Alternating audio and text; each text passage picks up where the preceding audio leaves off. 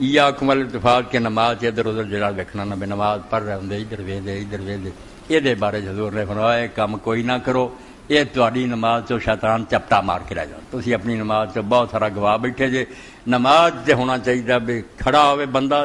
سجدے دی جگہ تو اگے نظر نہیں جانی چاہیے، یاد رکھو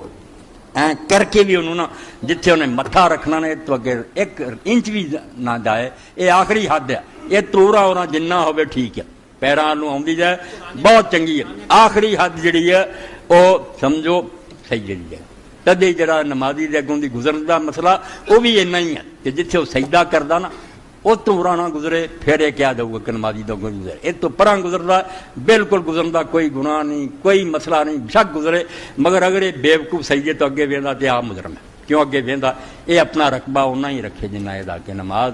سجدے والی جگہ تے نظر رکھے، تو اندر پھر کوئی اس حد گزردا تے انہوں حکم ہے کہ انہوں روکے بھی، اور نہیں روکدا تو سینے مکہ بھی مارے، کیوں میرے ایریے چاہاں میں خدا نہ گلاں کرنا تو، مگر اگر یہ آپ بھی اگے ویندا پھردا تو پھر خود ہی دینوں باہر۔ تو رسول کریم علیہ السلام دی حدیث پاک بالکل ٹھیک ہے کہ لوگوں چاہیے نماز سے ادھر ادھر نہ چنگ